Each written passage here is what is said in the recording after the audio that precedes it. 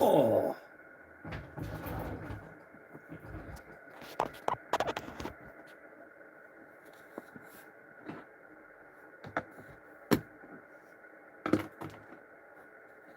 Now, where is the chat?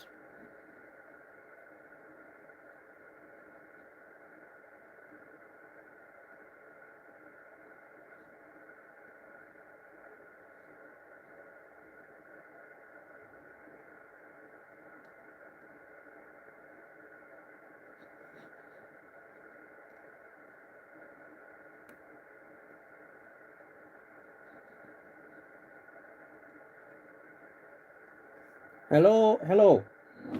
Testing, testing. 1, 2, 3. Can you hear me? I'm just trying to figure out where the chat is.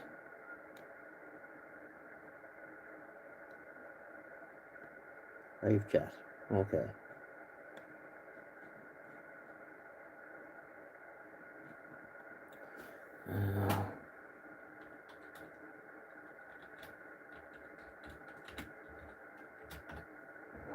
No.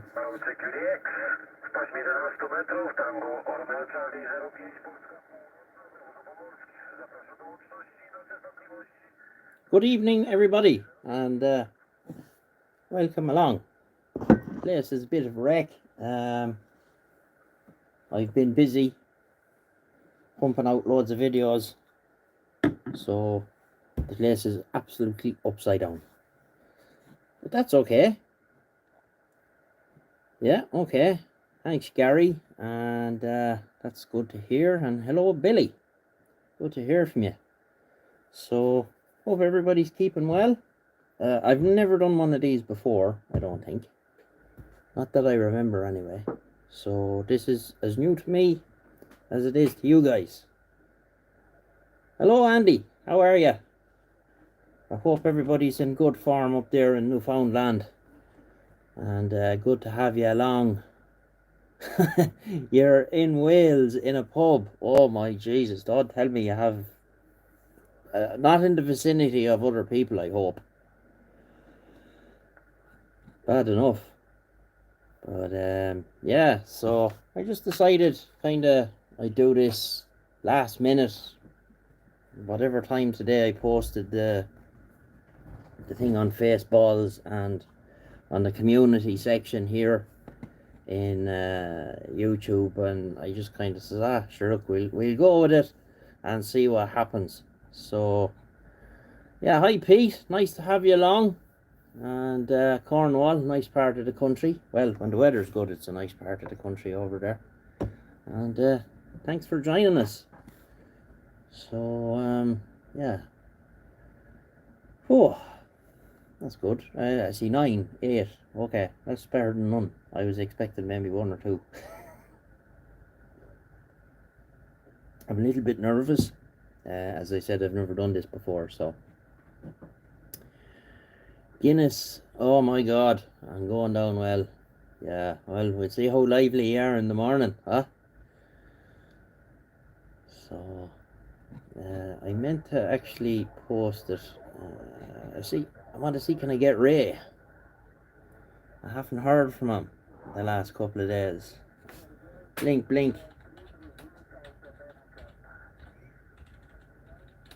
I'm live on YouTube.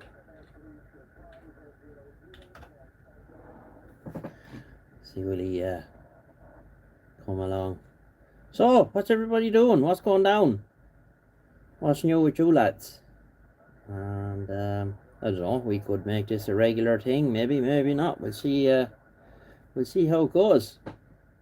I'll move that. It's a bit annoying looking there. I'll have the place a little bit more tidy than the next time. So yeah.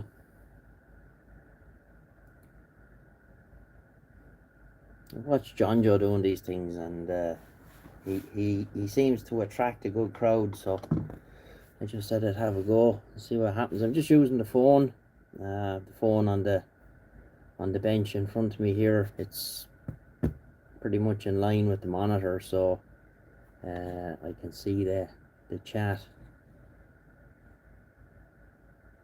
Oh, cool. Yeah, okay, Billy. Yeah, it's interesting. Not the last, the first live feed I done where all the stateside stuff was coming in, and it was absolutely. Yeah, okay, Mike, no problem. I'm just after a big dirty Chinese, so put your ears back and have at it. So I hope you'll come back and out working in the Cortina, I hope. And we need some videos from you, Mike. We haven't seen anything from you in a long, long time, so you need to get your finger out and get it sorted. And Pete, Pete, he done some work with Pete. Mike Atora there, he's mad into Ford Cortinas, Mark 3s, and he's restoring one. I think it's a 2000E he has. 73, 74, something like that.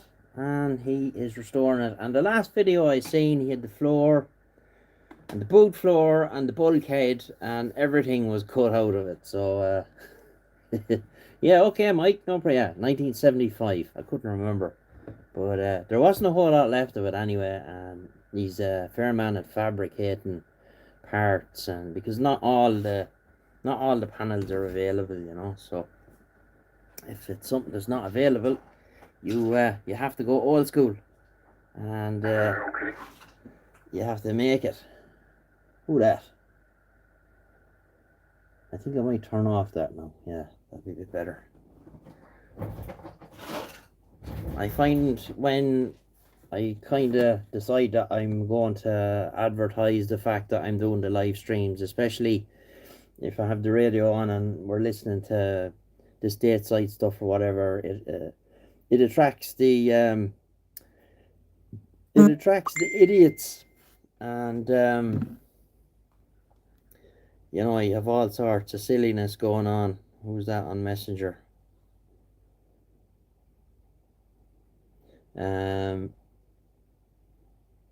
Just answering this here.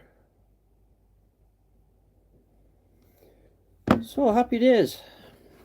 I was out here earlier doing a few bits and pieces, but I had some jobs to do then, so this is my first chance to get back out, and coincided with doing this live feed with you boys, and I'm a little lost now. I don't know what to, I don't know what to say or what to do or whatever, but yeah, okay, Mike, catch you in a bit. So if I don't know who else is there. I see 1, 2, 3, 4, 5. I see 5 people have commented there. So if you want to just drop a comment in the chat box and tell me who you are, where you're from, and we'll kind of go from there, I guess. But as I said, never done one of these before, so a little bit apprehensive and nervous. But however, there's been quite a lot of stuff going on here radio wise of late. There's a pile of stuff here, and I'm just putting the head down now and plowing into it and getting it done and getting it out of here. And it's kind of got to the stage now where I just feel like it's hanging over me. Yeah, it is very low. Like I'm just looking. I have the Super Snake on here to my left, and the needle is just sitting at 0. Very lucky. Even on HF, I'm lucky. Like on top band, 1.8 megs. On the ham band, I would only have the last night I was on, I only had S7, and like I'm in a small estate here. There's only 28 houses in it, so I'm very lucky, because I know people that are kind of out in the sticks over there in the UK, and they're absolutely murdered with noise, so can't complain on that front. But I always like, I don't know what it is, I've always just kept coming back to CV, and I just like it,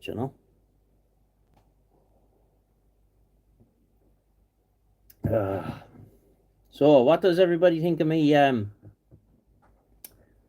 stalker with the VFO and the DDS VFO from that's from Razor Radios in Australia, Ray, and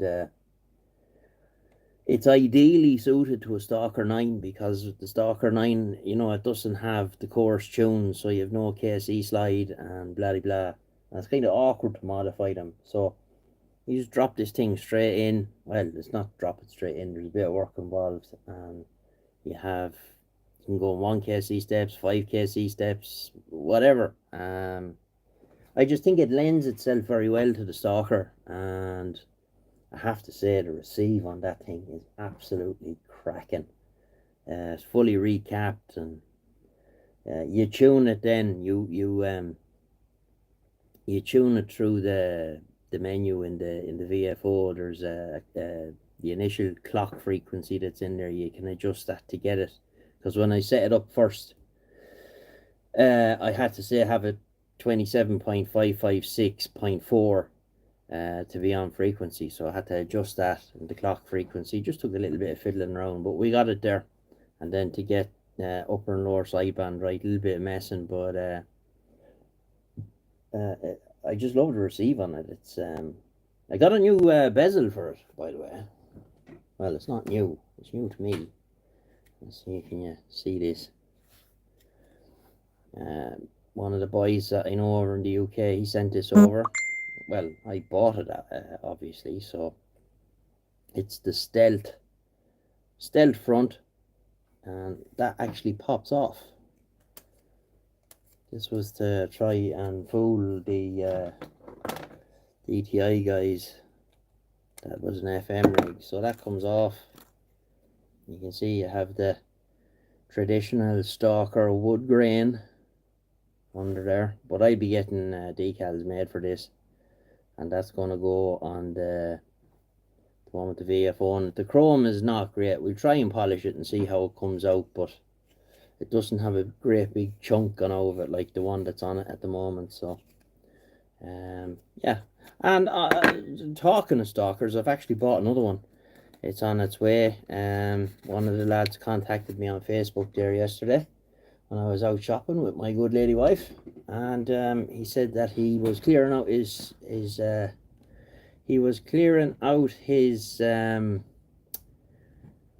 shack or something, and he found another one, pretty much in the same state that one was in when it came here. It was all disassembled and there's no cases, but that's exactly how that one arrived here, and we'll do the same. We'll do the same, carry on with that. We'll recap it, and we get one of the kits from Ray, another one. He actually has version 2 of the board now. The board is a bit smaller. The one I have is version 1. So be interesting to see what the changes are. And I have the little gadget USB to whatever that I can reflash them and put the latest version of the firmware on them if he changes it and stuff like that. So it's interesting. Old school is best on 11 meters, absolutely. Yeah. Well, yeah, see that over there, better than your 991A. Well, you see, it will be, because HF set is designed to, you know, work from here to here, so it's going to have a compromise to be able to do that, and filtering and blah blah blah, all that kind of stuff. Whereas the old school chicken box, it's designed to work in that one band, and it's designed to be optimal on that band. So if you have a good tidy radio and it's set upright, that hasn't been screwdriver to death, it'll outperform any HF radio. I've never used the HF radio for 11 meters. Never. Always a proper old school CB, and your 148, as you say. But try Stalker 9. Stalker 9 will run rings around any Cobra 148. 8, the McKinley, which is the same radio more or less, and the old PC 411, the 148 GTL, the American one. I have one of them here with a DDS channel kit in it. It's not a VFO. It's just like it's like a Digimax on steroids, and they will run rings around any of the 148s. You know, people go on the Mark 1s are the best, the Mark 2s are the best. The 148 is, it's the most copied design when it comes to CB radio, and I say the Stalker is better, and it is, but the 148 works exceptionally well. And did I do that radio for you, Billy? I can't remember. There's that many 148s gone through here now at this stage. It's absolutely crazy. But you know, when I started doing this, it was my own radios I was doing, and you know, it was just something to do, and I never kind of thought it kind of get to where it is now, you know. Unfortunately, since Brexit has made an absolute pig's ear of the whole thing, because um, I know of two guys that sent radios in the recent past from the UK, and one of them, the radio actually made it from the UK to Dublin twice, and was turned around in Dublin and sent back. Something to do with, I don't know, customs clearance, or the blue shit done to it. Oh my god. Yeah, they nearly all have blue shit done to them if I get my hands on them. But yeah. Um but anyway, what was I rambling about? Um yeah, like if you look inside a 148 and you look inside a Superstar 3900 or any of the Galaxy stuff or any of the Connex radios or any of them, it's the same thing. It's the most copied design of them all. And why is it copied? Because it works, and it works well. But the big problem is if you have a lad going in there and he's in there and he's messing around with the golden screwdriver, and you can make a radio very deaf there very quick, you know. And you know, I don't know, there's a lot of guys. And then this other thing, this super low to super high, that absolutely aggravates me. I don't subscribe to that school of thought at all. You're taking a radio that's designed to be optimal across three bands, low, mid, and high, and you're adding three more. Yes, it will do it, but it's going to be deaf at either end. It's not going to be able to perform as it should across all those bands. So, you know, if what are you gaining? There's nobody down there. You know, any of the old school radios that anybody has, you're only ever going to use two bands. You're going to use mid and high. You'd be listening to like 38 lower for the American stuff, and you'd be on channel 12 on the high band for the 555. And outside of that, you might go, you know, a channel here or up a few channels to listen to local boys or stuff like that. But and then you know the UK boys are FM is a thing over there and has been for years. We don't use it here. We never have. It's always been AM sideband here, so it's never been a thing, you know. So yeah, but I'm pretty proud of that little stonker now. I call them stonkers. I don't call them stalkers. I call them stonker nines. Somebody I used to watch on YouTube used to call him that. He used to post a lot. Can't remember his name. He always had a lot. He was good friends with Vanny, Lord rest him. And he always had stalker nines, and he used to call them stonkers. And it kind of stuck with me. And when I get the decals made, it says Stonker IX. It doesn't say stalker. But yeah, I've been looking forward now to getting that one tidied up, and that's another thing. If there's anybody watching out there, I need cases. I need 2 sets of cases for a Stalker 9. If anybody has any cases lying around the place, let me know, because I need 2 sets. Not bothered about speakers or rust or any of that stuff. I can fix all that. that's not a big deal. I like fixing stuff. As you will have guessed if you've been watching my channel for any length of time at all. That's kind of my bag. So other than that, what else has anybody else been getting up to? Anybody buy any new radios or amplifiers or put up any mad aerials or anything like that? I always find it interesting to see what some lads are doing, you know.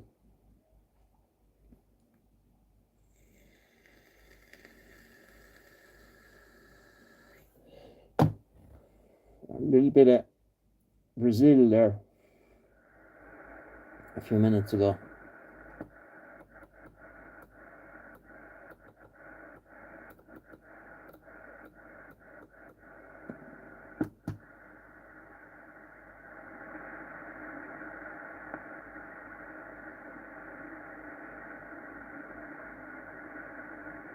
Mm, 38 is quiet.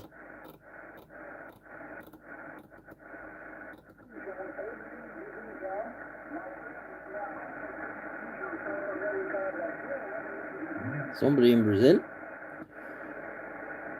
Alright, Billy, nice to have you along. We'll get you the next time whenever we do it. Don't drink too much Guinness. All the best. Bye-bye.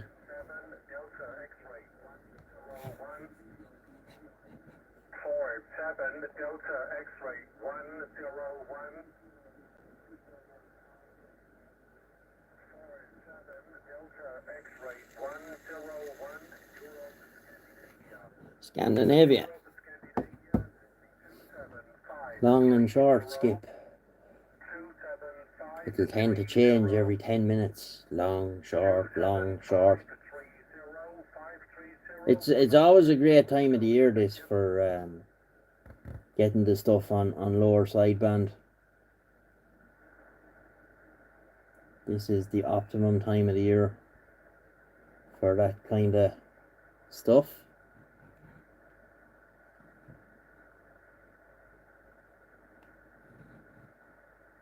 Anybody here that is watching what's going on with the bike? Or is it all just radio people at the moment? As I was saying in the little video I done the other day, you know, I make videos on the stuff I'm interested in, and you know, it's quite radio heavy at the minute now because I'm just trying to clear out everything that's here and get everything done, and then I can go and work on the bike without feeling guilty.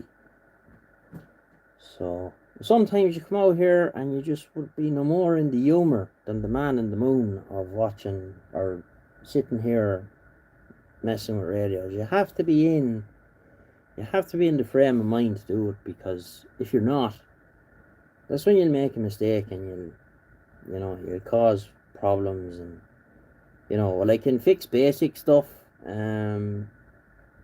Fault finding in general, it's not my bag. I don't enjoy it, and if something like that happens, then it has to go in the car, or it has to go in a box and get posted down to Ray and get him to sort it out, because that's what he does. Someone at the front door.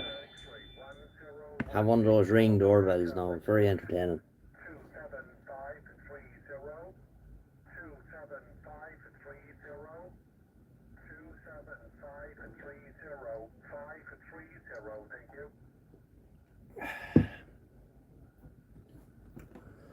Yeah, so other than that, not much new. All is quiet. I've had a couple of days off work, so I spent them doing a few things around the house that needed to be done, and out here, and stuff like that. So I know it's going to be happening here tomorrow. Now we'll be giving this place a bit of tidy up, because it looks like somebody threw a grenade in through the door. But it gets like that out here. It's impossible to keep it tidy and working at the same time, you know. Ugh.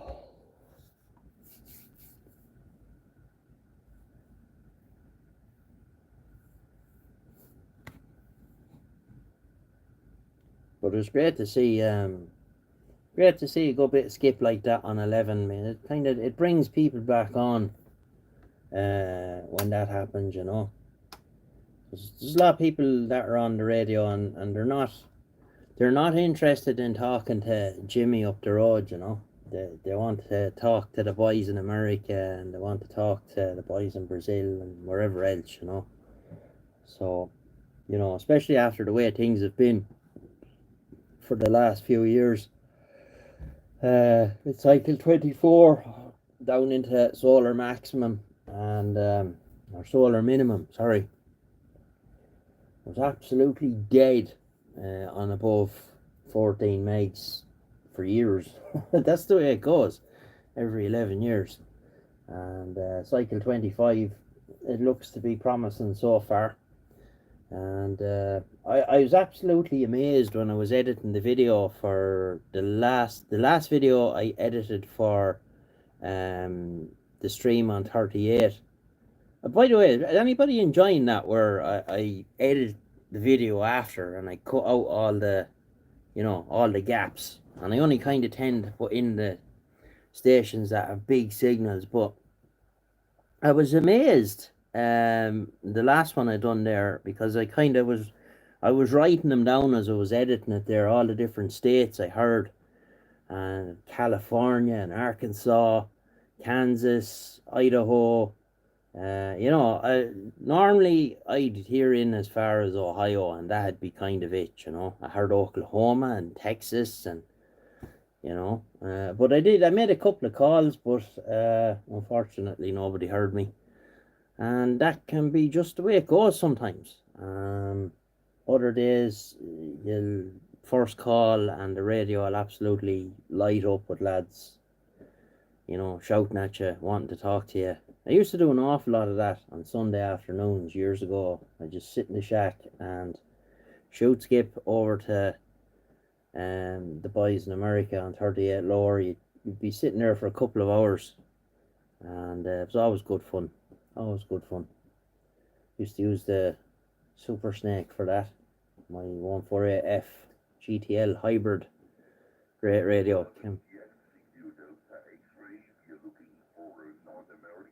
Yeah. Don't know if you can hear that, but I think there's something going on tonight. The boys are up on the hills again here in Ireland. They do it every so often. They tend to do it on long weekends and stuff like that, where 4 or 5 lads will go up to various different mountains, or very high points, you know, big altitude, and they'll be in campers, or they'll have a car with the drive-on plate and the big the home-based type aerial, and they want to activate or contact as many of the counties as they can. And I tell you, they do a good job of it now. I think there's something going on tonight. I seen something about that today somewhere. One of the boys in one of the groups there, John Donaldson is his name. No relation to me, but he is a camper, and he goes off, and they put a lot of effort into it, I have to say, and fair play to them. I recorded the last one. I did a live stream of it, and then I came along and I edited it after. So it's just interesting. You hear all the different counties that they can get. I could hear most of them from here. And like I've nothing elaborate here. I have an IMAX 2000, and it's up on the chimney on a 15-foot pole. So was it 36 foot or so? It's about a wavelength above the ground, which is optimum height for this band that we all know and love so well. I know how a radio DJ feels now. I'm sitting here talking to myself. It's it's a little bit nerve-wracking, I have to say. However, I'm good at talking shite. I'm kind of known for it. But other than that, no. So, your chat's gone quiet there, boys. Who's about? Come on, let me know. This is half the fun. Type in a few comments in the old doobly-doo down there, and we'll see who's watching and where they're from and all that carry on. Move that radio on the bench. Kieran Nugent. You have great videos and I'm on CB radio. I have a President McKinley. Super to President McKinley. Great radio from Kieran in County Armagh. Yeah, and thanks for coming along, Kieran. As I was saying there a few minutes ago, the McKinley and the Stalker are the same thing, same radio. And I would rate them as between them and the old 148 GTL, the American one with the PC 411. I would rate them two boards as the best unit and sideband chassis there is out of them all. You know, you can go along, you can get to Madison, which is the same thing as the 148. It's just the 148 in a big box. Like the Jumbo was the what was it, the multi-mode in a big box with nothing in it. But great radios for sure. And you know, when you tune them up right and undo all the golden screwdriver stuff. I can hear stuff on a Stalker that no 148 would ever hear, and I love them. I think they're brilliant. I tend to go a little bit mad with them though. I change out all the caps and put new everything into them, and you know, at least you know then everything's done. So, but it's different for me when I'm doing stuff for myself because I don't mind sitting there or how long it takes or how much the stuff costs or whatever. But you know, I tend to find when you be doing radios for people and they kind of contact you at first and they say, well, how much to do a radio like that one you done for Jimmy there on the last video? Well, you know, it's you can't tar them all with the one brush because Jimmy's radio might have been perfect and had no problems. You know, and you do a radio for Joe then, and Joe's radio has had someone in it, and the cracked coils and all sorts of nastiness going on. You know, that's totally different because it ends up taking a lot more time. The average radio that goes across my bench here for somebody will have at least 20 hours of me sitting in front of it, doing all the various different bits and pieces to it. And you know, that's a long time. It's not so much as well the time you're paying for, it's experience of being able to do it. Not everyone's able to do this stuff, you know. Look, I'm not saying I'm the last word, but I know my way around unit ends, and I love them dearly. I got all my own radios here the other day and I put them up on the shelf up above all my little the little storage bins I have here. It's getting silly. There must be 20 or 30 of them up there, and I know there's more somewhere else that I just haven't found yet, but we'll get there. Well, it's John Merton. Hello John, how are you? You recently got a good looking audio line 341. I know with them, that's an FM job if memory serves me right.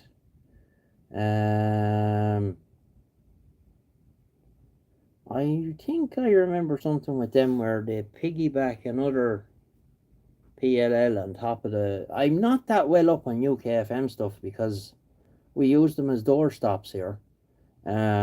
But I think I remember something with them. Yeah, they were straight 40, but I think you can end up where you end up with mid-band as well. But like, I don't see the addition. It's like them Superstar 120s, the low, mid and high, AM only. Why? It's a complete waste of time. You're not going to get anybody on AM there. The same as you're not going to get somebody on mid-band FM. Well, you might. There might be some European stuff, but I don't... The short answer to your question, John, is I don't know. Your man that does the UK FM servicing, he's the man to talk to on that stuff because that's all he does. He doesn't touch sideband radios or anything like that, and he knows that his way around them things. And I seen your message there on Facebook, or I don't know, somewhere. Where did I see it? Oh, YouTube today. I'd say you'd have that fairly soon, John. It's on its way anyway. It's in the UK. That's all I can tell you. But anyway, lads here will tell you radio's getting from here, from Dublin, or from the UK to Dublin, and then they turn them around in Dublin and send them back, and then the boys are on strike over there. Oh, it's just a total shit show at the minute. It's very bad. But it'll get there. So, like, is there much activity on UK FM in your area, John? Is there many on? Because I don't know, I can't see there being that many on it. Any time you see any reference to UK FM over there, it's a load of pissheads sitting around on Channel 19, locked out of their minds all day, talking to the fella 3 doors up using 100 watts on a HF rig. But yeah, you'll have that. Same as here. So same as here. Like there's not that. There used to be a group of boys here. It's going back 10 years or more now. There was about 7 or 8 lads uh, within a 40-mile radius, we'll say, and they were on pretty much every night. And they used to go on 575, I think, 27575 upper sideband, and that just kind of fizzled out after a while. And that's what tends to happen in most areas, because there's only so many nights you can sit and listen to the same conversations over and over and over again, and that's what happens. Just listen to the boys on Top Band there at night in 1933, and I often talk to the boys, but you listen to it there, and it's it's repetition a lot of the time, and that's just the way it is, and people get fed up with that. I find. Well, I would anyway. I'd get fed up listening to the same crap the whole time. Like sitting down in front of the television and watching the same program over and over and over again, or the same series, and you be sitting there. Oh yeah, I remember seeing that one 3 months ago. Yeah, yeah. It kind of loses its appeal after a while. But yeah. But that's just like those boys fizzled out, and there's nobody around here. I can't remember the last time I heard someone local that pushed the meter to, somebody local 20, 30 dB over 9. I did hear a guy on the last stream I recorded there, 29 India Delta X-ray, something or other. I never heard that call sign before, India Delta X-ray, so it must be some group or something, I don't know. And he was west, so I'm assuming he was down near Galway. He was a decent signal here, no problem hearing him. I often hear a few boys here calling on the 555, be calling DX and stuff like that, but they're I know by how far they are in the back of the box that they're a good distance away from here. They're not moving the needle or anything like that, and you kind of have to sit with the ear cocked at a certain angle to be able to hear them. But local, no, there's nobody on local.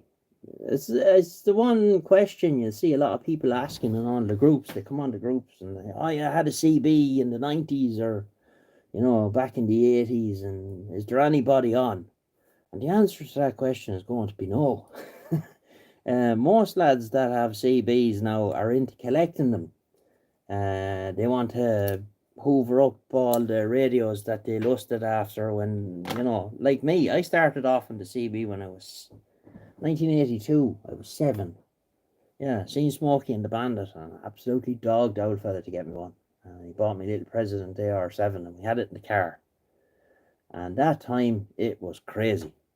Because if 20 cars drove by you, at least 10 of them had mag mounts on them. Everybody had them. It was the Facebook of its day. I used to have great old crack on it. And my father was a baker all his life. He's retired now, but his handle, he used to call himself the Faker Baker. and that was always his handle because that's what he used to call himself. My handle was Blade Runner. Oh, always Blade Runner. I always liked that movie. Rutger Hauer. It was a good flick. But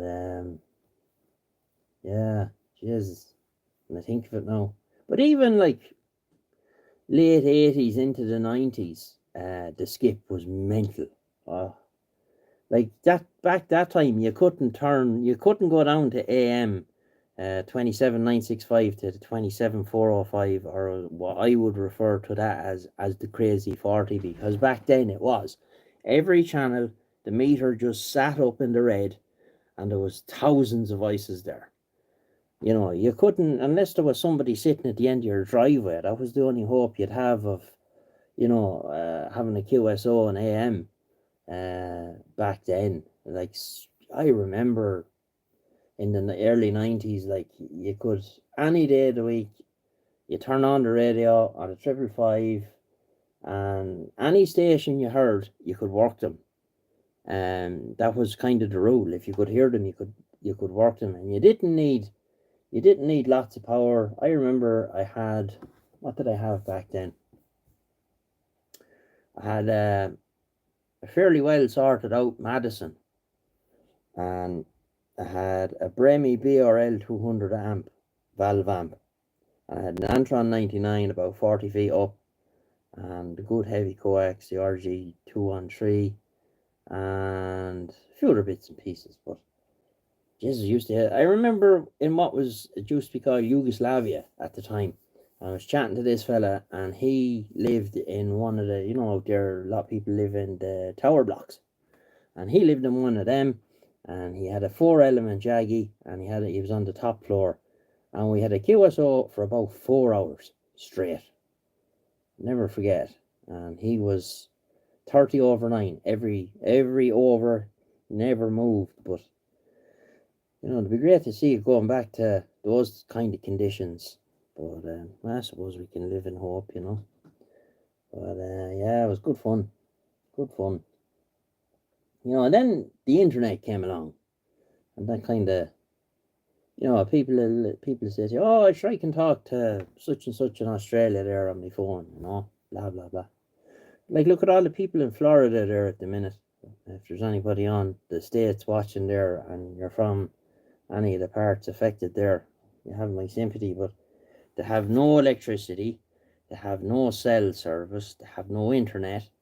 They've nothing. So, if everybody out there has, say, had a CB in their shed or something like that, all they need is a mag mount, and put it in their truck or their car, or whatever they drive, and you could have your whole little community there is able to communicate with one another over a fairly respectable distance, and everybody knows what's going on and what's happening. And because when all this technology does decide to sit down and throw the dolly out of the pram, all this old school shit still works. And it doesn't take long to set it up either. You could be up and running there in 10 minutes, less. Very handy. Midland 6001, 25 watt Antron 99, and worked those in the early 90s. I don't know, John. I don't know. Midland. I have an 8001 here somewhere. I bought it not too long ago.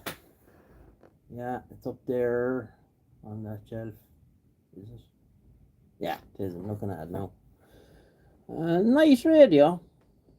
I bought it. It came up at the right price, and I would like the 7001. That'd be the one now that'd be the one that'd get me interested. The 7001 is a nice looking radio.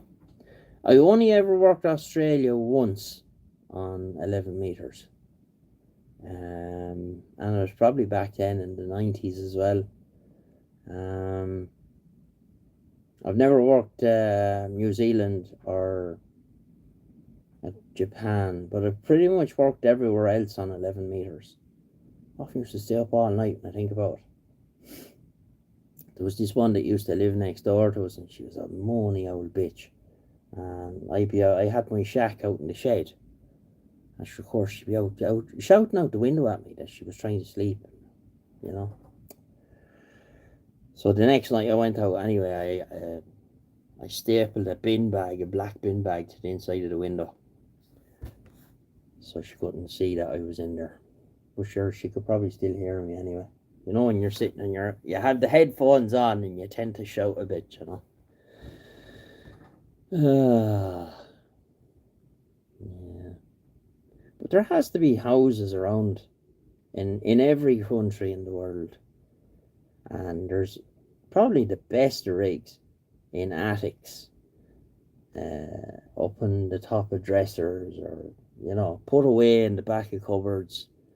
A lot of the time here, radios end up in sheds, and the problem is with that kind of technology, especially with the climate that we have here in Ireland. It's always fucking raining and it's damp, and you know, it'll absolutely destroy your radio if it's not stored properly. And notwithstanding that, you know, it's in a shed and there's a lad that's into doing a bit of woodwork and or grinding up bits of steel or whatever, and the radio is going to get destroyed, and it's very hard to get the chrome back and all of that. Welcome back, Mike.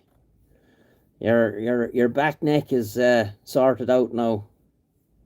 But yeah, radios that have been left in sheds. I've had a few of them through here now. You know, and lads said to me, "Oh, my Uncle Jimmy had it, or my father had it, or whatever," and it's great sentimental value to me. And I say to myself, if there's so much sentimental value to you, why did you leave it in a shed? But yeah, you can get them back. You see, the problem is with a lot of them is the bezels. Oh yes, the jumbo. Yeah, one owner. It was your brother's, Mike, wasn't it? You get good money for that if it's clean and tidy. Have you the box and all that carry on? If you have the box and everything, you could be talking north of £350 if it's a clean original radio. I have a jumbo here. It has a Cobra 148 in it, mine, but I must get that thing running again. It'd be a nice one for a few of the streams. It's a nice looking radio. And there's one, Mike Atura's dear departed brother had a jumbo and had it from you, and Mike says it's coming up for sale soon there, so that'll be a nice radio. They always pull good money, especially if they're clean. Yeah, that'll be a good radio. You let me know when you're getting rid of that or whatever, and I can put it on a few of the groups for you, Mike. Put in the right place, you know. Email me a few pictures and stuff like that. Yeah. Well, not everyone does that. Not everyone does that, John. They you know, leave them fired around in places, and you know, it's very hard. There's a certain point, and once it goes past that point, getting them back is very hard. You know, certain bits you can get new. You can get signal meters new.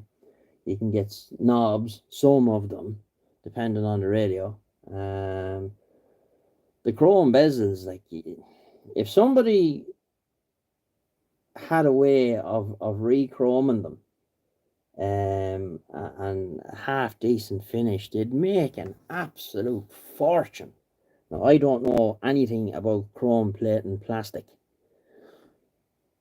Oh yeah, what are you taking out, Mike? Two nice cars. Yeah, you need to be making videos all the time, Mike. Not just every now and again. Yeah, so you let me know, Mike, when you want to do that, and I'll put the pictures and stuff in the right place with your contact details. That radio pull good money.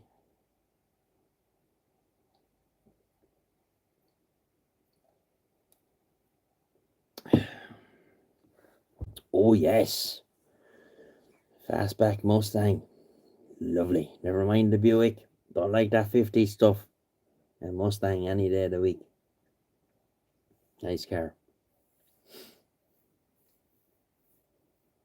Any more on the Cortina, Mike? What's going on?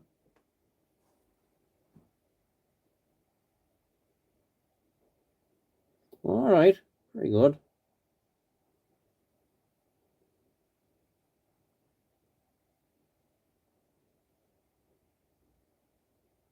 Not an advert for erectile dysfunction, I hope. Hey, Billy, how's it going, boy? Don't forget to give him a kiss before you put him back. Collecting more new stuff. Bloody hell, you must have more. I reckon you have more stuff there than the Cortina parts department in Dagenham had. No, I'm not drinking cough medicine, I'm drinking Coke.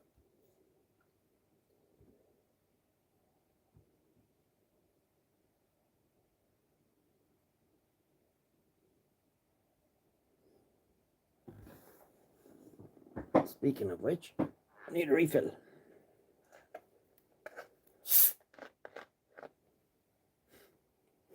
Yeah, very good, Bill. Billy's mad into the fishing. He's the Matt Hayes of 11 metres.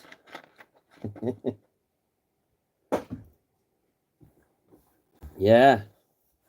Well, you want to start putting them on the car, Mike? The last time I seen that thing, there was no floor, there was no boot floor, there was no bulkhead, there was nothing.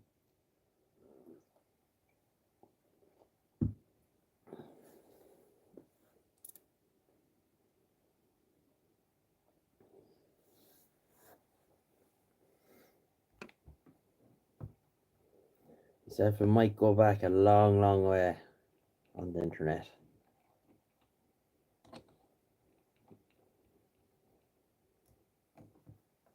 And most of the people that are probably watching now and that watch my channel in general they've always been, the OG people have always been there.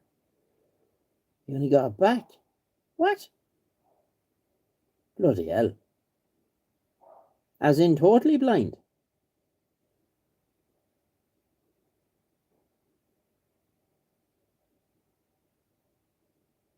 Bloody hell, can you imagine that? Glad everything has panned out for you, Mike, anyway.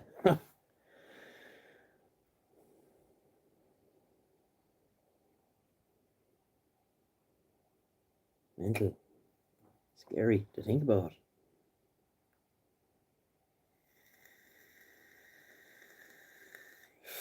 Ah, right, okay, which you know.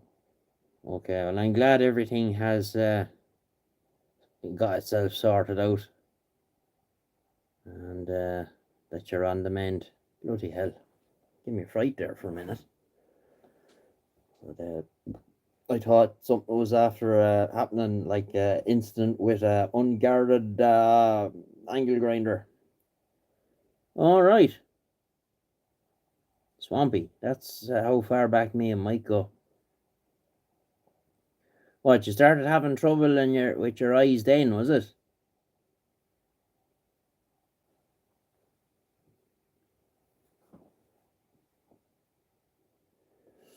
Swampy was a Mark III Cortina that was pulled out of a field in somewhere in Essex, I think. Your part of the world, John. And the story went with it was that the guy who bought it had it from brand new and he died. And his brother drove it for a while then, I think, and it was put in a field. And it was in the field that long, all these oh shit. Fragment in the right eye. Bloody hell. Just goes to show you, lads, you always wear your bloody eye protection. Especially with angle grinders, they're lethal, I know we all chance it sometimes, but like Mike is living proof of it there. You have to be careful. But that wasn't the problem. But still, you got one of my uncle. I hear done. My mother was telling me the other day he ended up in the eye and ear hospital in Dublin. He had got steel in his eye from cutting something with an angle grinder, and of course, it'll be all right, and left it for a week. And when he went to the hospital to get the steel out, there was rust in his eye as well. So he was in there for a couple of days last week getting that sorted out. But anyhow, Swampy was, oh yeah, fucking hell. I'm glad that you have it all sorted now, and you can see okay now. Everything is tickety boo, 100% now. Jesus.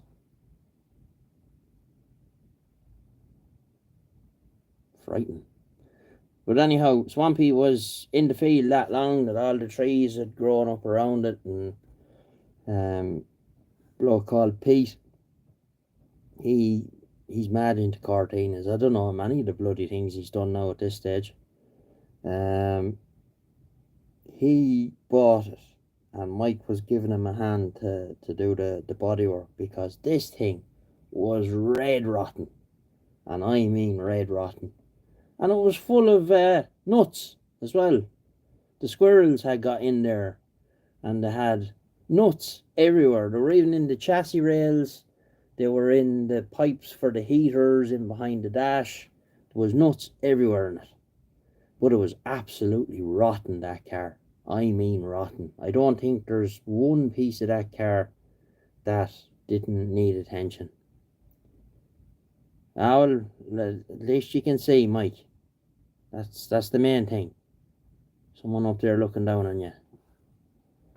But you'll be able to get back at your own man now, please God, very soon, and get that sorted out. What became of your brother's Capri, Mike?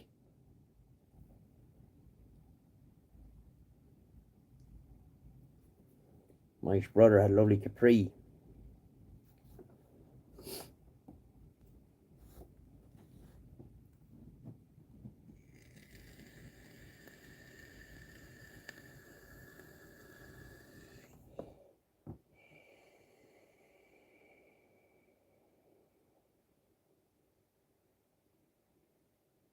Oh, still undercover. And is it yours now? Or what's the score?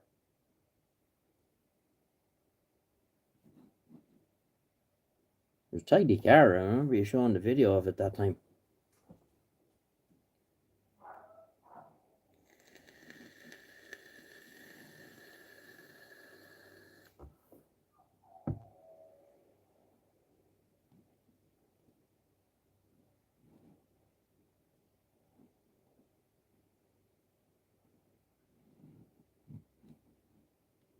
I'd love to do a car, but I can't get a car in here. The only problem with cars is, as well, is they take so much time, especially if it's, needs a lot of rust repair and stuff like that.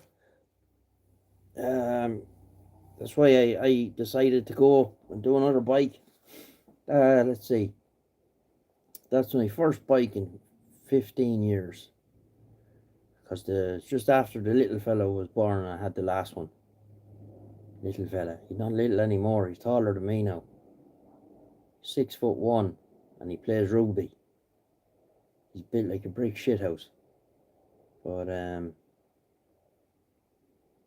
yeah, with the bike down there. Of course, I ended up building that new shed down there just to do the bike in, because when it was just this place originally, I was constantly wheeling it around because it was always in the way. So at least down there, I can just leave it down there, and I don't have to worry about it.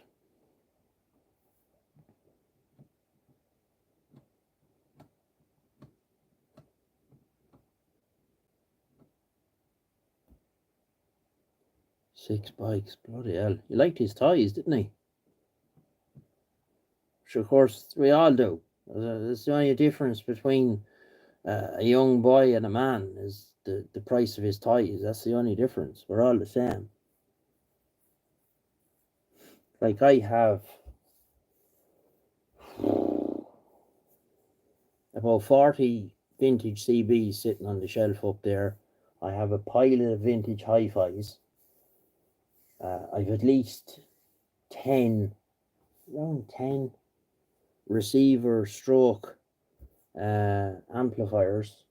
You know, Sansui's, Sony's, Akai's, Iwas.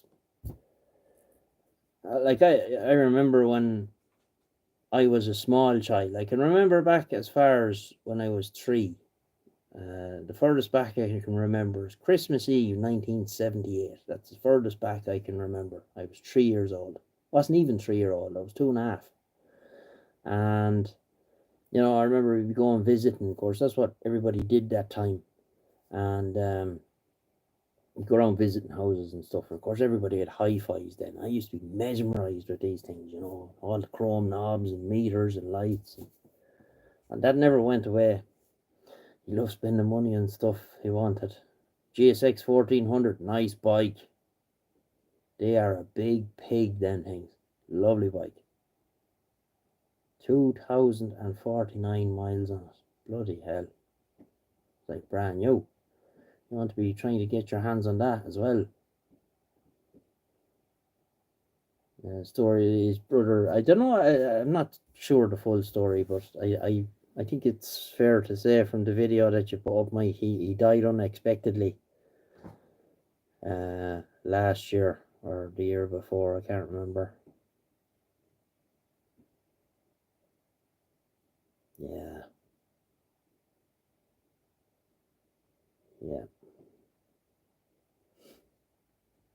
Hey, to watch that man working there, Mike, he's an absolute wizard. He knows those cartinas like the back of his hand. Oh, yeah. It's like everything else, isn't it? You know, you kind of, you spend long enough messing around with something, you're going to get good at. Like I remember when I had the Madison that time, like back in the 90s, the bulbs went in the bulbs went in the meters, and I remember going up into the attic and nicking a couple of bulbs out of the Christmas tree lights, and getting them in there. And when I think of it now, like I laugh at it, you know. But you had to make do with what you had.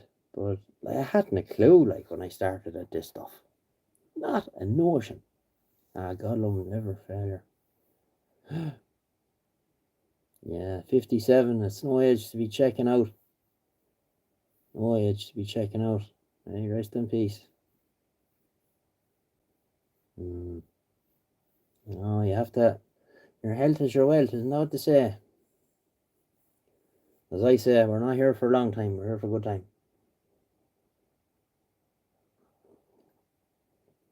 Yeah. My dad, his father, died at 58. And I'm named after him. He was George as well. And he died in front of my father. My father was 13 or 14 at the time. And he was just sitting there reading the paper. And the next thing, the paper hit the floor. Brown bread. But I remember when it was coming up to around his 58th birthday, he was convinced that the same thing was going to happen to him, but it didn't. He's 69 now, and he's retired, and he has his feet up, and he's living a good life. He worked long enough. Hard life being a baker.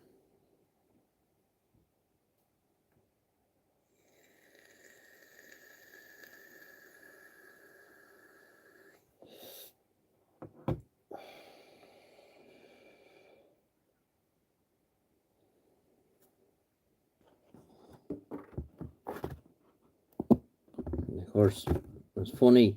I started into my bike project. That was sitting out the back of my mate's house for I don't know how long. Every time I used to be out there, and I'd say to him, what are you going to do with that GSXR? And he always used to say, oh, he's into racing, you know. They're going to put something together for the classic Manx. And this was going on for years.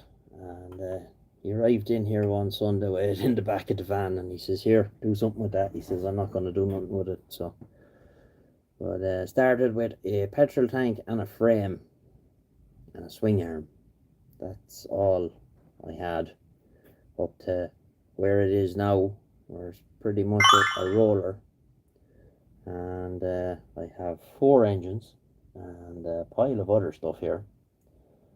So once we get a lot of this radio stuff out of the way, we'll be making a big push now to move along with that. But yeah, I'll always love bikes. Always loved them. I used to make all my own bicycles when I was a kid, you know. I used to call them HMCs, homemade crocks.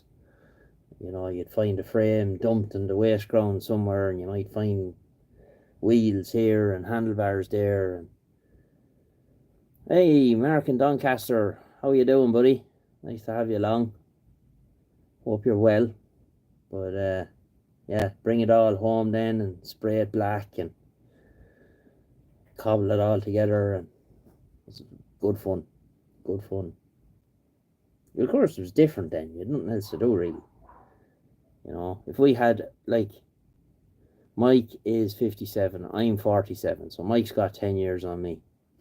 And, you know, I'm sure Mike was pretty similar to me growing up, you know, messing with bicycles and cars and motorbikes, and anywhere there was something like that going on, yeah, I was sure to be there.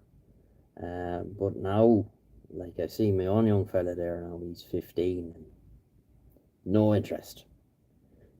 He wanted a bike for his birthday, a brand new mountain bike. It was over there in the corner of the shed.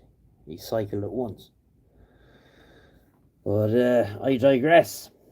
But I suppose if we had all this stuff to distract them, to distract us rather, what they have now, you know, the internet and the games and blah blah blah. Z750 Turbo Unitrack GPZ 750. One of the boys in town here had one of them. A rare bird now. Big money. Big money for one of those. They were quick, like 1000cc performance from a 750. Weren't the first factory produced turbo bike. I believe the CX500 was they had a turbo version of that. I think that was the first production bike with a turbo on it. I could be wrong, because no, the ones that the Kawasaki Z1s that had turbos on them, the TC, I don't think they were done in the factory. I think they were done after the fact. They were sent somewhere. Gandit W, good evening, mate. I can never remember your name. You have been watching and commenting on my channel for donkey's years, and good to have you along. And yeah, just talking crap here now, and you know, you end up going down rabbit holes. The night of the first Gulf War, what was that, 91? Was it? I think. Desert Storm. Yeah. They were a heavy old beast. That was the only thing with them. They were long and low and heavy. One of the boys in town had one here, years ago. In the mid-90s, he had one. And he bought it, but the turbo was gone when he bought it. And he was riding it around with no turbo on it. So it was absolutely gutless, like. Fairly quick up to about 80 mile an hour. And then to get it from 80 to 110 took 4 or 5 miles. Whereas if it had the turbo on it, you'd be winding it around to 145 fairly rapid. But it was a very small turbo on them, if I remember right.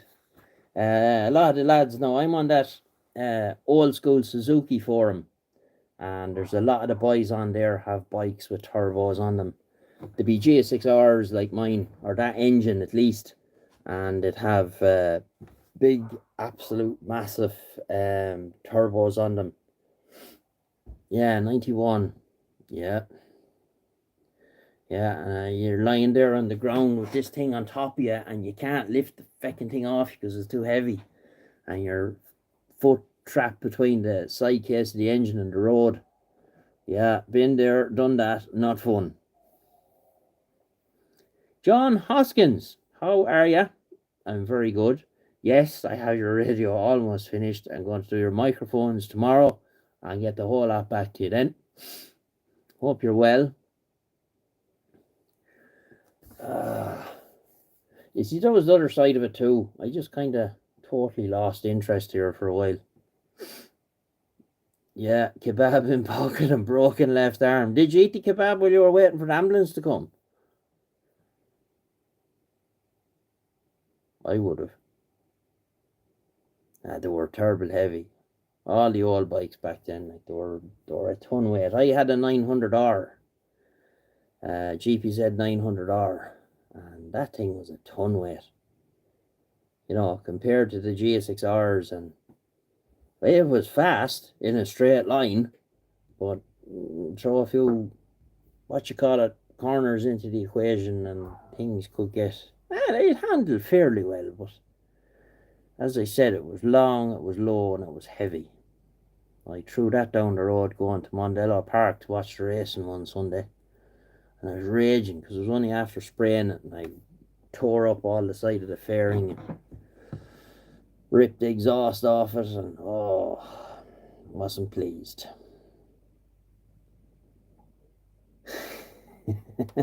Jesus Christ. I bet she was pleased. I can imagine the ensuing sermon that occurred after that. Yeah, but sure, look, that's what happens. Yeah, bravado and inability to close the throttle and showing off. That's what causes an awful lot of accidents, isn't it? Like the boys when you see them coming out of the car shows and stuff. DT125LC and an RD350. Yeah, I started off on an RD125LC that had come here from the UK, and it had a Stan Stevens built engine in it. I still have the receipt somewhere, and it would do 100 mile an hour on a good day. Naked bike, no fairing on it, but it would do the ton. And the 350s, I never actually had a 350, but a lot of my friends had them. Like I can remember when I had the 900R, the boys had power valves, the YPVS, and I used to sit there doing 80 or 90 mile an hour, and they'd come up beside me, and I just roll the throttle and just pull away from them. But give it twisty roads, the boys in the 350s would be gone like whippets down the road. Yeah, of course you did, just to make sure it was all right. It thumbed the starter to see would it go. Yep, been there, done that. All you're concerned with is how bad is the bike. Well, sure, of course, like back then it was different, you know. It was probably your only mode of transport. Yeah, met her at the flat. I went in the back and she came in the front. I can only imagine. Radio silence for the night. And is that your now wife or no? Are you all right? She asked. I'd say that was probably all right. That was it. I have to say, my missus, though, she's doesn't matter what I do. She's behind me 100%. Yeah. Bikes and Cobra 148s, yeah. Sure, back that time you buy Cobra 148s for a tenner, like, you know. I said good news and bad news, yeah. Good news is the bike's okay. Bad news is my arm's busted.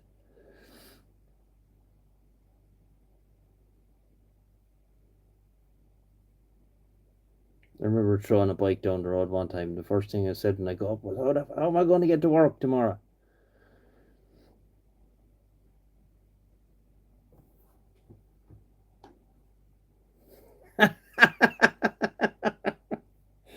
Oh, I'd have had the kebab while I was waiting for the ambulance. I'm telling you, I would have. I like eating. It's one of my favourite pastimes, if you can't tell. I'm getting rather roundy in my middle age, so I need to do something about it. I got up in the scales there a couple of weeks ago and it said 1 at a time.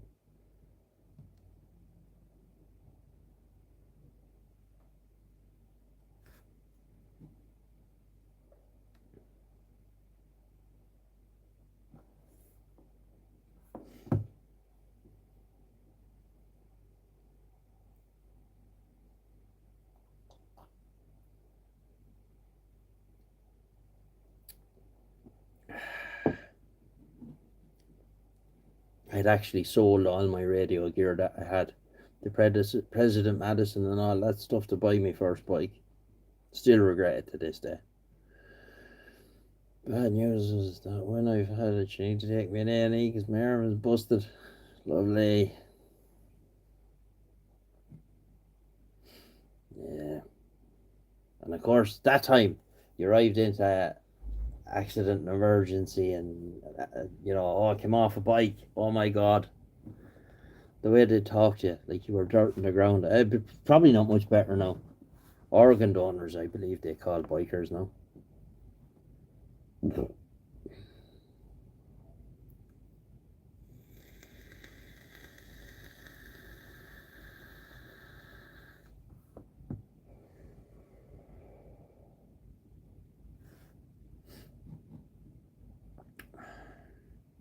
I only ever had one bad smack.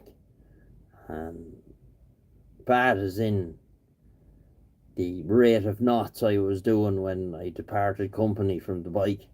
But I walked away from it. I was sore. I had a little bit of road rash and a very, very battered ego. And but I walked away from it. Like a lot of lads I came up with, broken legs, broken arms, pins here, pins there. A good few of them dead. And that's kind of the downside of that scene. But for me, I always enjoyed working on them more really than I was happy to be in the shed up to my elbows in castrol, and I was happy out,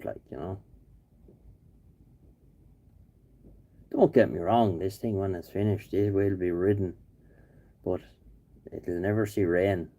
You know, you'll only ever see good weather.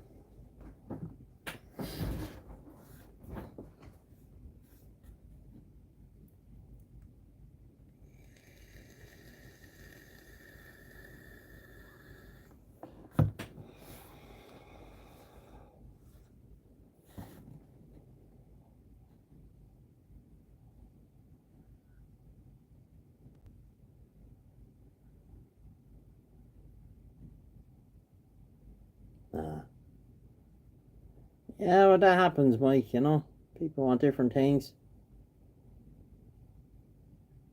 All right, cheers, Tinker. That's nice of you to say. I do my best, I talk around the shit sometimes, but however, nice to have you on. We get you the next time.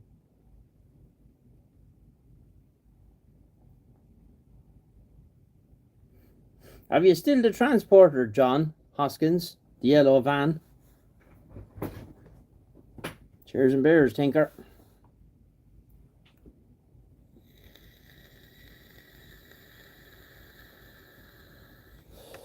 I done a radio for somebody else last year, and they had a T5, and they wanted to put the radio in it. Who was that? It was 148 anyway. I can't remember other than that.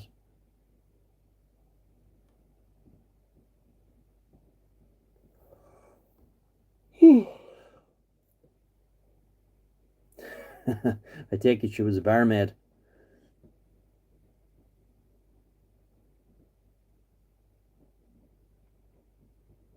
Guinness, no. I tried it once or twice, and no. Acquired taste. I don't drink that much anyway, very, very seldom. And when I do have a drink, it'll be cider. Lunatic soup.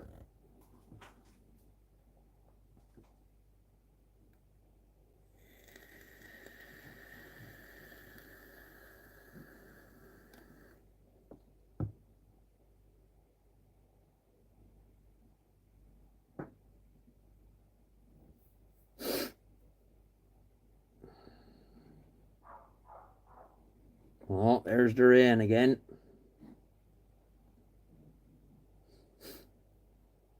You can hear it on the roof of the West Wing.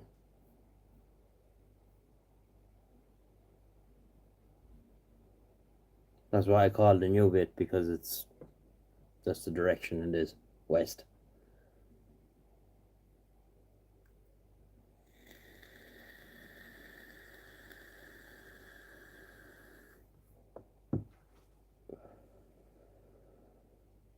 Now there's a guy you should watch, lads. If anybody is interested in cars, can I do it here? No, I can't. There's a guy on here on YouTube called Prismike. I'll just type that in there.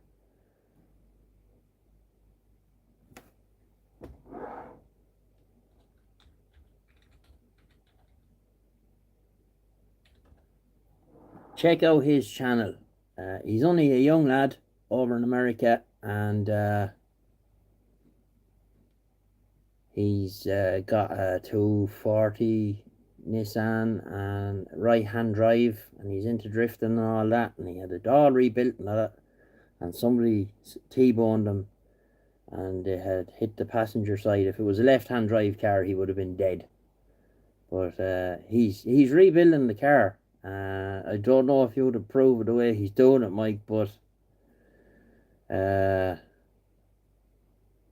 think he's doing a decent job, and he has her all back in one piece now. Anyway, like the passenger door, we'll say, because it was a right-hand drive car. The passenger door had been pushed in about, I'd say, about 14 inches. And all the sill and the chassis rail and the whole floor had crumpled up, and he's done a pretty decent job of getting it back, and it's very clever, like, for a young fella. He made a big jig. He went off and he got another front cross member, a gearbox cross member, and a rear frame that holds the diff and all that, and he went off. His friend had one that was stripped down to a bare shell, and he bolted up all the stuff, and he made a frame and welded it together, and he based, because he ended up having to put a new transmission tunnel and passenger side floor and all that stuff had to be put in. So he knew that once he had his once he had the jig in place, that everything would be right, and he had to replace the A-pillar, and he made another jig then for the doors, for the door hinges, and it's very clever the way he done it now. He's only a young lad. I'd say he's 23 or 24 is all he is, and he's fairly handy with the MIG, and he knows what he's doing. I enjoy watching him, and I watch Steve as well, Steve Summers. He's recently done up his Chevy Silverado. He spent the last year at it, and he done a fine job on it there. Steve Summers, another lad to have a look at there. He's a nice guy. He does a lot of machining and things like that. He's a lovely shed, big shed, which he spent the better part of a year and a half redoing, because half of it had the foundation had failed or something. It was like that when he bought the property, and it was falling into, there's like a big stream at the side of it, and it was slowly heading for the stream. So he fixed it all up, but he started into his Silverado truck then, and he done a nice job in it. I watched lots of stuff like that now. Cars getting restored, and these Japanese boys.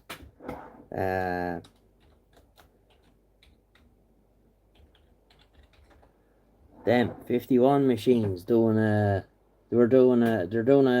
do lots of different projects, but what I started watching them for was they were doing a 240Z. I think it's a 71 or a 72, and you would enjoy watching them boys, Mike, as you know yourself, a lot of the panels you can't get, and they make the stuff, and your man is an absolute genius. The two of them are stone mad.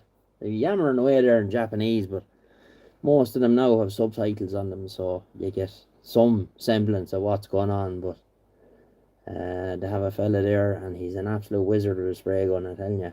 You want to see the gun finish he's able to lay down. It's unbelievable. Stuff like that. Digital Pizza CBX videos. No, must have a look for that. Write that down.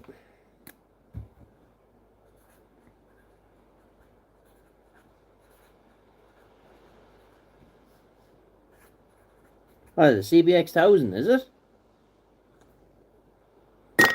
Them things sound insane with a 6-into-1 on them. Sound like a Formula 1 car. I've only ever seen one of them in the flesh. There wouldn't have been too many of them sold here. Yeah, the friend that I got my bike off, the G6R, the fella that races, he has a Z1300 turbo. He turboed it himself, and it's an absolute animal of a thing. Animal.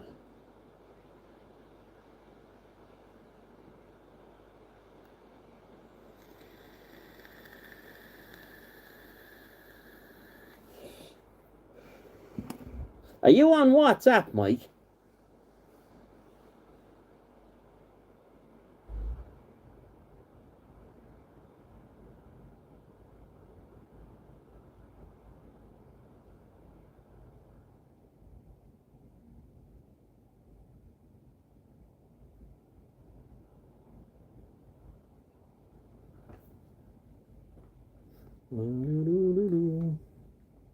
Another buy there, if you're interested in bikes, watching bike stuff, is Brickhouse Bills. He does a lot of cafe racer stuff.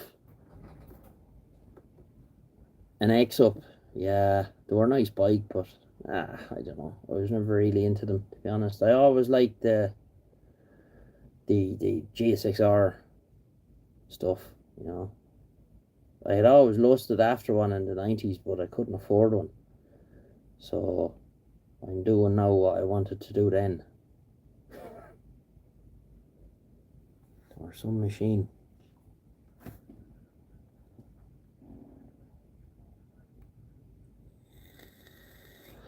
A Hardly Movitson? No, no. Don't like Harleys. No good on Irish roads.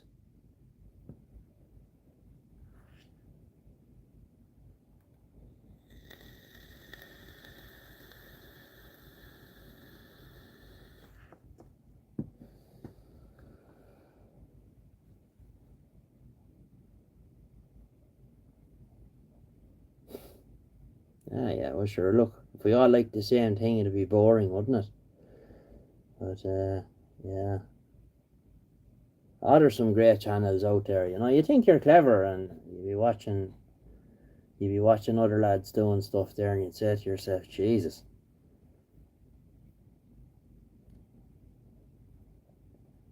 Some very clever lads out there.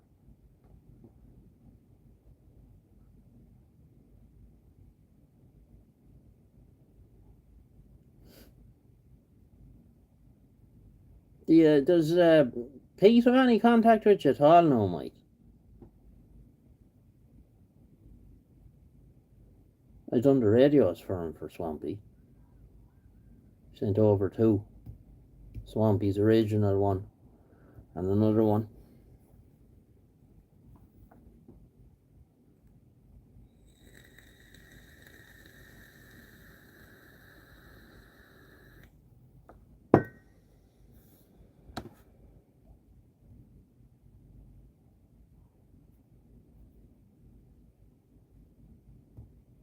Great man for singing. Yeah, 10 years. What happened there? Like, did you fall out or what?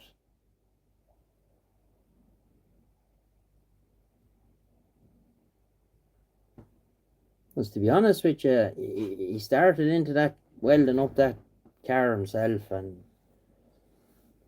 you came along then and showed him how to do it proper, like, you know. Strange.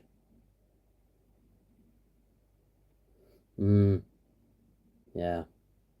Ah, well, look.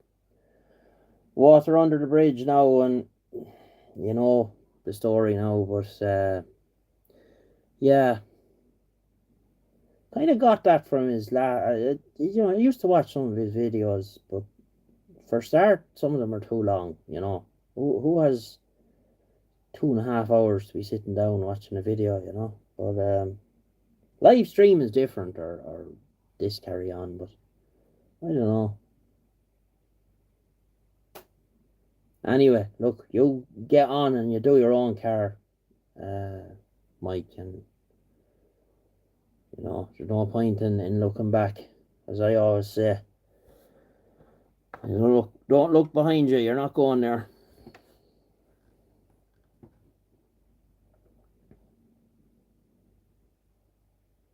So I know it, at the bike here now, all the local crew. Oh, he'll never finish it. It'll never see the road. Da, da, da, da, da. Fuck off. Then I'll have it finished. And oh, he won't ride it. He won't ride it. It was scrap. Yeah,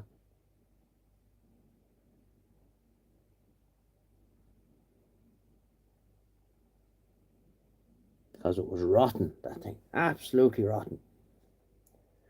And he had started welding at him. I think he has 4 or 5 of them now. The only one I watched that he done was he done the two door one. It was a 2 door GXL.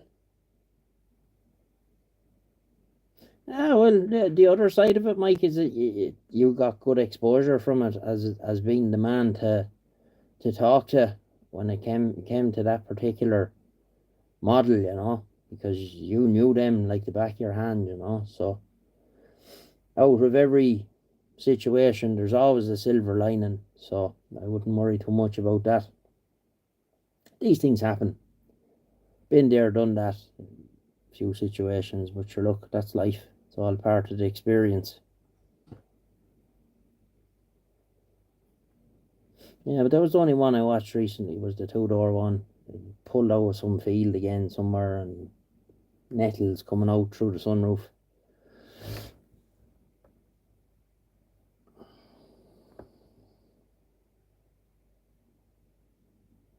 Just the amount of them here. Oh, sure, exactly. You have your own shit to do, so don't be. Yeah, exactly. I'm the same. I have all the things I want to do, and I'll I'll get them done.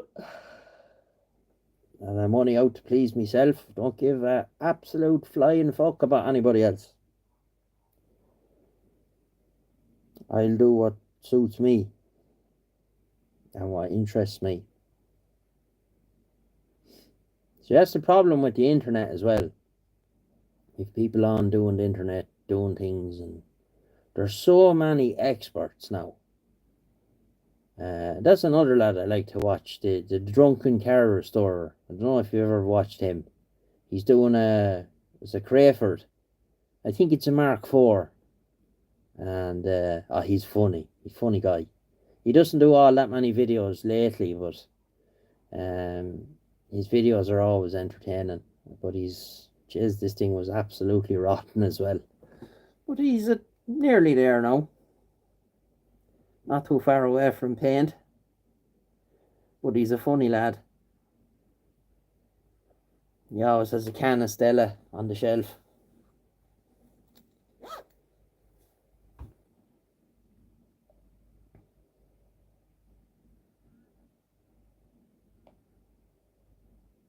Yeah, cars are cool.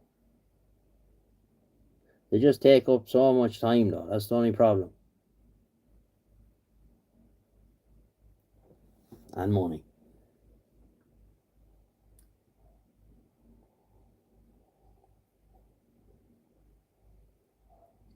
Yeah, Tony, that's him, yeah. The drunken car restorer. He's a funny boy.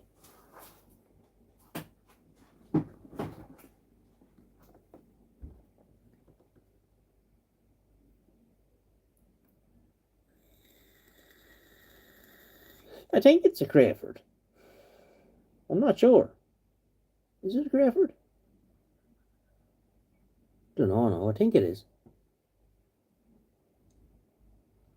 For anybody that may be interested, Crayford were a company in England at the time, and they used to take cars and they would make them into convertibles. And it would be known as it's a Crayford. And Tony has a Crayford Cortina Mark IV. There wouldn't have been a whole lot of those done. There was a good few Mark IIIs and Mark IIs, and I think they've done a few Mark I's as well. But rebluing a gun, Jesus, you know fuck all about cars. That was your luck. Everybody, I know fuck all about guns, so there you go. I know what bluing is though. But guns, yeah, I'd love a gun. I'd love looking at them. I think they're cool. Some French dude I watched there, and they fished them out of the canals and rivers, and they restored them. And we're at some river somewhere, and there's a flyover going across it, and himself and his mate went, and they go fishing with big magnets, like what you see in the bottom of a big magnet. You use that, it's like a liquid you put on it, Mike. It's Gandit there, he'll tell you exactly. It's a liquidy stuff that you put on. It's specific to the task. Once you have it all cleaned up and all the corrosion and stuff gone, and you put that on, and it just turns it blue.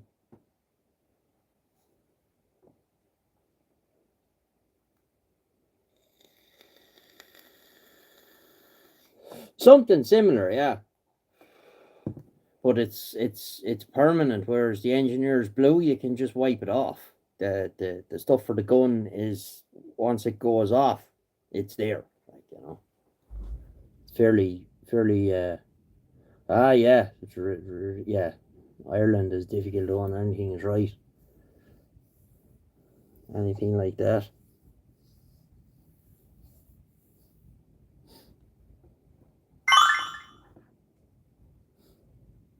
And you see a lot of engineering boys that actually use that gun blue and stuff on things that they make, to make them that they won't rust. And you just plaster the stuff on it and you leave it. I think you leave it for a period of time and you rinse it off or wipe it off or whatever, and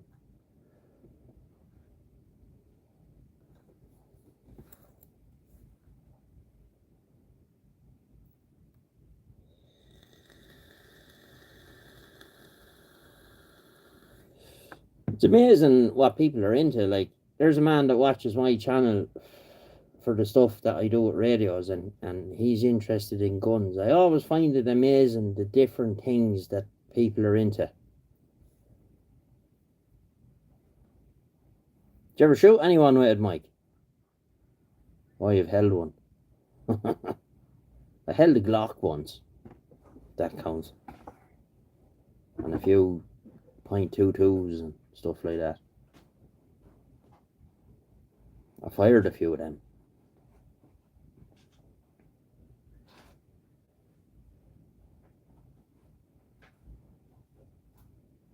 But I like handguns. I'm fascinated by the mechanical aspect of them and how they work,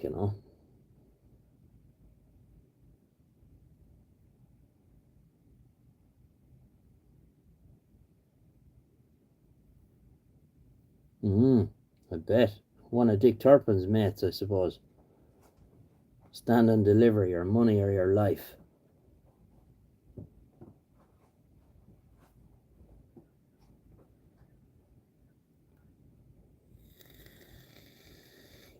Bit of activity on the radio.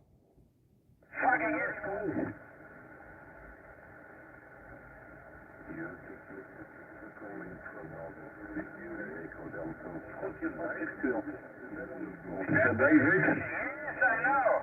Only for the stupid.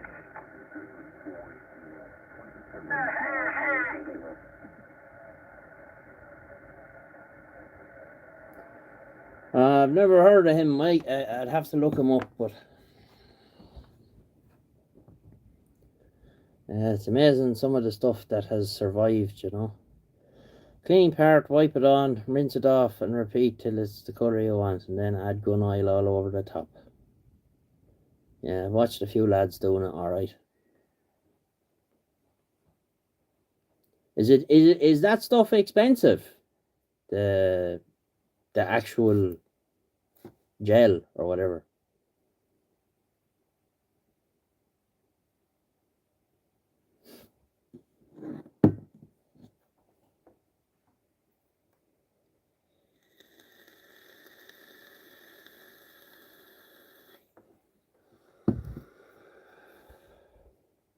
I have it in my head to buy a lathe.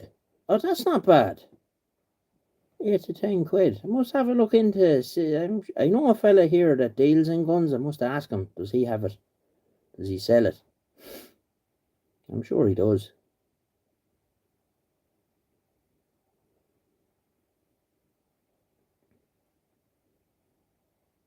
Be handy for some tools and stuff like that. You could blue them.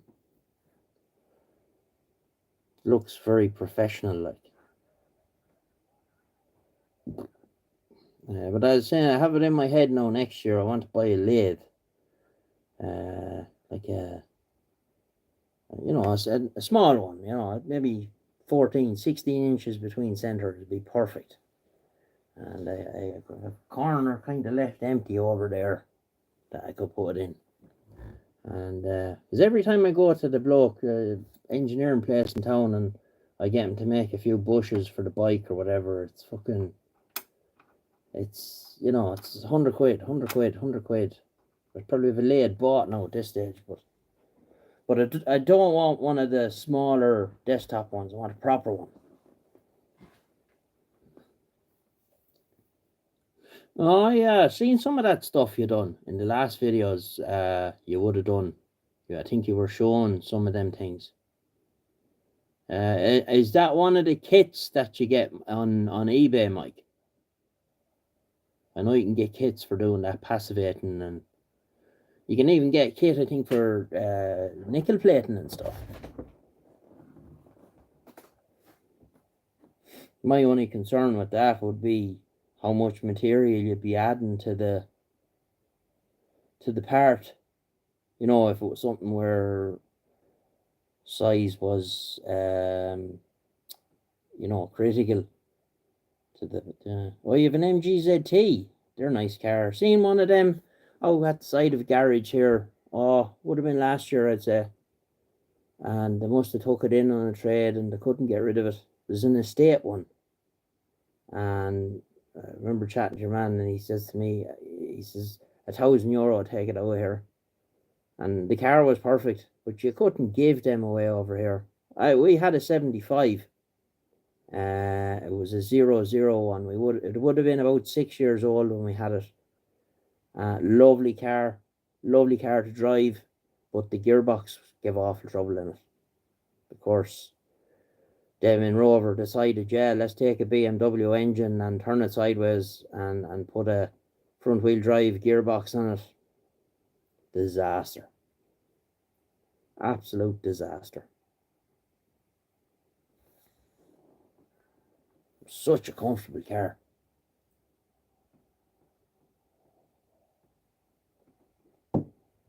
Spent more bloody time in the garage, but of course it was under warranty. Like the car out the front there, the Beamer, 13 years we have it now. It's in a garage once. When the turbo went, I couldn't get in it. Everything else I've done myself. There's nearly 400,000 on it now. I'm still driving pretty well. I've 2 new shocks in the front of they're in the boot of the mark at the moment, and the next day off I get and the weather is decent, I'll put them in. Le Mans green, yeah, lovely colour. Yeah. Nice car though. Yeah, and this one now was lovely. It was an absolutely beautiful car.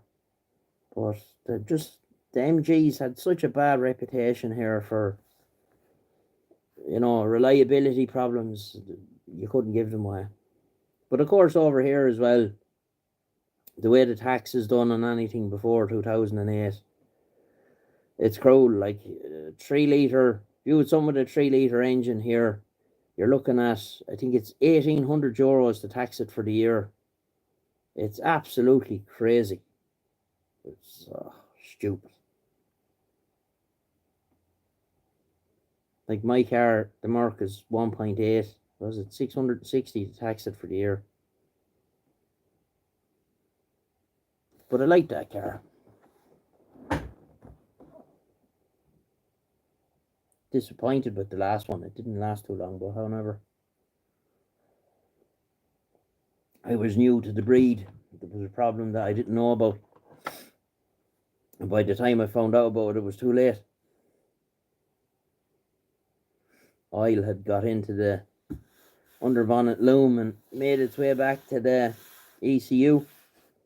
And I don't know what the upshot of it was anyway, that the car was running that rich, it wouldn't pass the emissions test.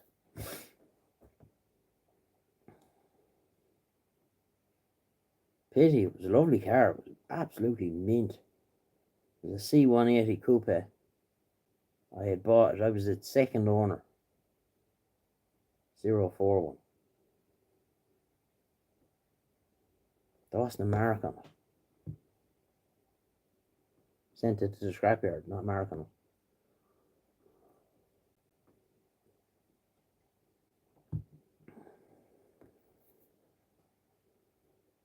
Mark 5, yeah.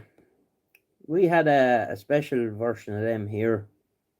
It was called the Crusader, no, the Cashel, it was called. I think they were assembled here in Cork. It was like specific to the Irish market. About the only time we got anything nice. I wouldn't say there's any of them left. They were probably all ended up on the banger track. I'd love an estate one. The estates they're serious looking car, I think. Put the right set of wheels on and just drop her down a little bit. 2 litre twin cam Z-Tech under the bonnet. Lovely. Type 9 bolted up to the back of it and away you go. There's that one fella I just see him on YouTube there, that Marcus Hayes, is it? Oh man, that fella gets on my tits big time. He has a Mark 1 and he has a couple of Mark 2 Escorts. Right? And he absolutely drives the bag out of them and complains then when they break. And driving on the road now, and he's sliding it around roundabouts, and he hides his face behind, he has the GoPro on the windscreen, and he hides his face behind one of these smiley things, like that's going to save him if he ends up getting caught. Oh, an absolute twat. But as with all twats, they have a huge audience. Like that other fool that was beyond Del Boy's garage messing with the bikes. Oh my god. He's 200,000 subscribers. And I tell you something, there must be 200,000 of the dumbest individuals to ever breathe oxygen, because watching him and thinking what he does is good. No.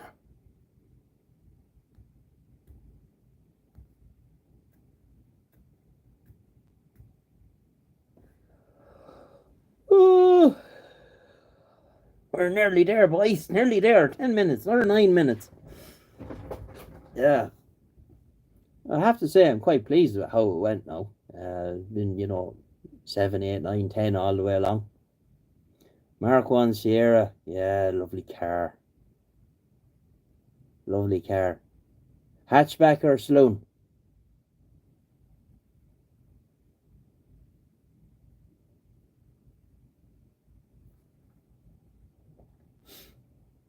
Just there was a time here you couldn't give them away. Worth a fortune now. But of course, that's the way with everything. I remember when I was young, a friend of mine was mad into doing up, he used to do up Mark II Escorts, and I remember him buying Escorts for £150 or £200 or, that kind of money. You wouldn't get a bumper off one for that now. Yeah, the hatch is nice. 1.6. Yeah, you'll have to take that out and put in a 2 litre anyway. 1.6 is very underpowered. Barely able to pull it in fifth if it has a 5-speed box.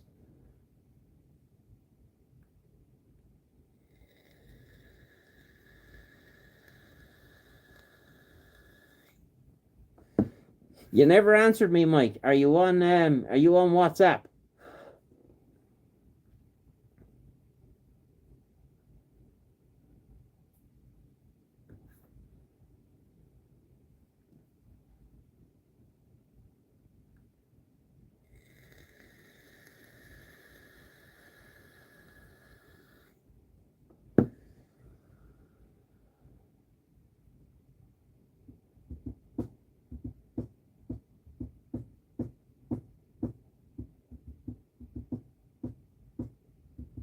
Anything from the stable of the Blue Oval now, from 70s, 80s, 90s, or 70s, 80s, and 90s even now is starting to make big money. Well, I'll put up mine.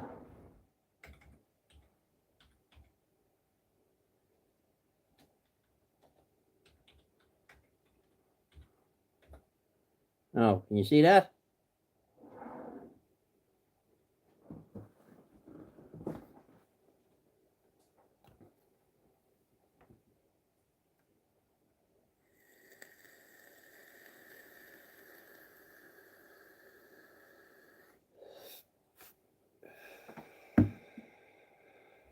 Just be nice to keep in regular touch with you, because I know you're not on Faceballs.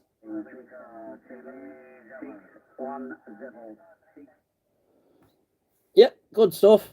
Stick that into your phone there and send me a message, and then I'll be able to save you.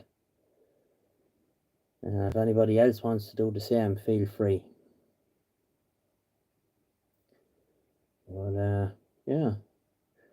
But anyhow, as I was saying, I expected to come on here and nobody to come on. So I'm quite pleased with how it went for the first time to do this. So I appreciate everybody that's been on, and we'll do it again sometime. Yeah, that'd be cool. And quite pleased. I'll do it again sometime soon. Now, it won't be like a regular every week thing, because with the way I work, there's 2 weeks that I'm only getting home. I might be able to do it maybe twice a month or something like that. As I don't think there's any point in doing it midweek or and like that, because everybody's working and family life and stuff to be done. So who has time to be sitting down for a couple hours listening to a paddy talking shite in his shed? But there you go. So happy days. So there will be more videos tomorrow. I put up one today of that absolutely wrecked Cobra 2000. A good book. All right, nice to talk to you, Mike. Been a pleasure. Now that I have you on the old WhatsApp there, be able to keep in touch, and we might have a call sometime. And take care of yourself. And thanks for all the chat. So there you go. Myself and Mike go back a long, long way. It's funny. My wife, she always used to say to me, I used to be talking to all these people and online. You don't know them and you've never met them and blah, blah, blah, blah. And she kind of works in that realm now with people online. And she says to me, yeah, I understand what you mean now, just because it's, especially, so many of us now spend so much of our time online that, you're used to watching the same people or communicating with people that live thousands of miles away from you. Because they might be into, collecting guns or talking about cars or radios or whatever the case may be. And, the internet has made the world a very small place in that respect. So, Yeah, it's amazing. So I'm going to leave it there, guys, and I just want to thank everybody that took a little bit of time out of their weekend to come in and see what this was all about, and we'll do it again fairly soon. So everybody stay safe, and don't work too hard next week, and we'll get you again soon. So all the best. Of course, I have to pick up the phone to do this now. I was using the phone for the live stream. So all right, we'll get you again. Good luck. How do I turn this off? No, this one here. Okay, bye bye.